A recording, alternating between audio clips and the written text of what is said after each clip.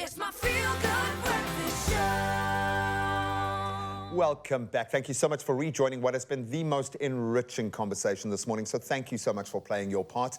Now we're going to talk to the parents. And it's not uncommon for us parents to have differences in opinion. I chuckle with irony as I say that. And if you and your partner butt heads about everything from baby's sleeping schedule to timeouts to social media use and dating, you are not alone. I know I'm new in the parenting journey, but that basically lists my day every day. And today we all sit down with registered counsellor and our good friend Shanaz Moos, and then a very brave couple, Melisande and Lucan, about their experiences. No, you don't have to be brave to be here. It's a safe place. But thank you so much for being here and having a chat. When we'll get I love how it says professional couple here in all of my line of questioning. So we're going to talk to the professional first. No, Shanaz, this is something we've touched on quite a lot. I've found in my own parenting journey, when there is a misalignment, whether you are overt about it with the kids or not, they pick it up. They understand that inconsistency, there is a disconnect there. How can we first become aware that this is becoming a problem, that our differences in opinion are now an issue? What are some of the warning signs? I think that constant conflict and argument over simple things, you know, around routine of kids and, you know, where you should go, what they can do and can't do, that should tell you, okay, why are we clashing all the time? And the way to figure it out is to do a parenting test, and there's tons of them. I actually make sure every person leaves my practice knowing their parenting style and their love language. Those two superpower tools will help you as a couple navigate parenting a lot better. Well, they've helped me, and I know I get free advice here that normally costs quite a lot if I had to pay professionally for it. So it's not lost to me, but it does make a massive difference just entering into that process of communication. Clutching hands beautifully, that's what we want to see. I hope that's the case every single day. Kids, presumably you have kids. Give us, set the scene there. Okay, so we have a teenager. We have children. She's 15. We have Riley, who is 10, and then we've got a 2-year-old. Sure. I know, age gap. Enough said. Drops mic, leaves stage. That's crazy. So that's 3 different people, 3 different lanes. If only kids, you could just parent them the same. Life would be easy. I've got a boy and a girl with kind of age gaps as well. Is it something conscious is it something that you have entered into when you started this parenting journey in terms of being on the same page, or is it something that is still an issue? Melisande, maybe you want to take this. Is it something that you struggle with? You know what? It's not the fact that we don't have the option. We have to be on the same page. It's because they tend to play you against each other. Oh, for sure. So it's when mom says no, go to dad. Yeah. What does he say? It's like, what did your mom say? She said no. Well, then you know the answer. Yeah. So that is basically how we approach it. Yeah. I don't think we have so much different styles. Are you very different people, Lucan? Yeah. We are different. I am more structured. I'm the drill sergeant in the house. And Mel is more the fun parent. But when discipline sometimes needs to be enforced, then I'm going to tell mom. Yeah. Then it stops. So we tend to work in that way. But we're completely different people. And the fact that you understand that about each other, my wife and I could not be more opposite in the way that we are in our parenting styles, and we kind of play it differently. I'm the fun one, and she's the disciplinarian and has the structure, but I understand that model. When does it become dangerous? When can there be, and what are some of those consequences if we aren't on the same page? Okay, consequences for the couple or the child? For the child. Okay, so when, like they mentioned about kids can sense when there's, discrepancy, and almost like sharks, blood in the water. And here comes the dissension. Here we're going to come and overthrow the authority here. Yeah, the man. And they are so attuned to those tension moments between parents that they know when they can slice through and get something that they've always wanted, but parents were always against. So when children sense constant distraction of their parents, they know that something's off here. And also, and the other thing is they actually don't know what kind of parent's going to show up for them today. Is it the Hitler parent? Is it the permissive parent? Is it the conscious parent, which we must all strive to be? So we don't, and that inconsistency for children affects their mental health, their self-esteem, yes. So they don't know who they are, they lack confidence because we are not consistent in our love and shaping of them. And generally in my life, when we're not getting it right, it speaks to a discourse between us, generally. And I think that's the thing with both my wife and I struggle with this notion of when we're alone with both kids, they're as good as gold. They will do anything. It's my ride or die. My team will do anything. I'll get them in a flying V formation. It's amazing. As soon as, and Lynn's has the same experience, when we're together, they play us. They play each other. There's always kind of a currency. So when you get to that point where you do have something that's pushing your buttons and you are going to be triggered, and it's his fault, okay? But the kids are there. How do you deal with it? Sure. We have this thing called the look. For sure. Our house, Yeah? like, I literally just look at him and he knows exactly that Okay, this is not I've the time, skipped it's over a not the line. Yeah. place. Like, we need to just pull back.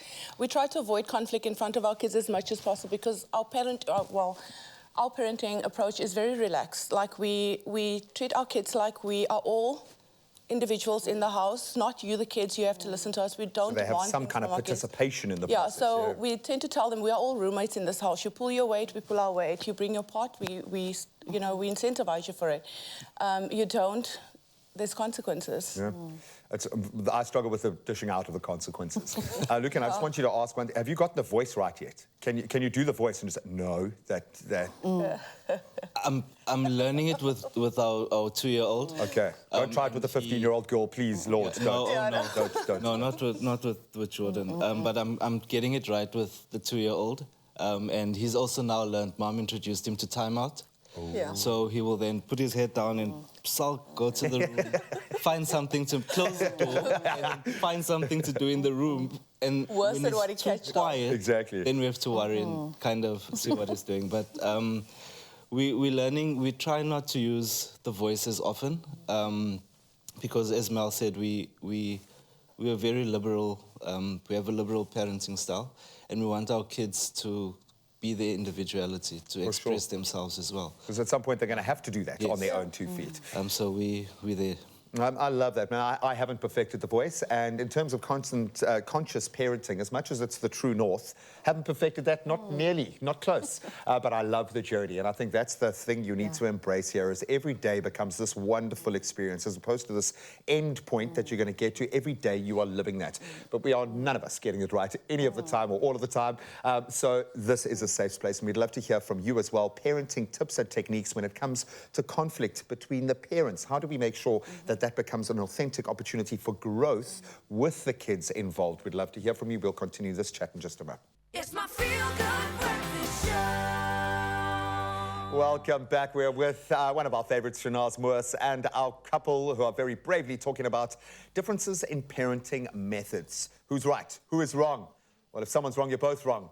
And when do we have the serious talks with our kids? We are loving the fact that today we are talking about menstruation. We're talking about puberty. We're talking about the baseline experience of life that young girls and women go through. This is going to become a thing. In a relationship where the man isn't comfortable dealing with this, or the woman isn't comfortable talking about these things, and just as there is a stigma within men, there is a stigma within women to talk about these things. I think a young girl will be mortified if her dad comes to her and wants to talk about periods when she is 13. Oh my God, kill me, please. But this is where we find ourselves as parents. You've got to find a way to navigate this, take all the pressure off. It's a tough one. You've got a 15-year-old daughter. Before I speak to the professional, have you guys presumably had this conversation? How did that go? Are you going to go? So our daughter went through that quite early. I think she was around about 12. And the funny thing is, when she needs her supplies every month, she goes to her dad. I don't even know when she's menstruating because she goes straight to her father. She's that comfortable with him. Like we said, we have a very open door policy in our house. We have upfront conversations with our kids.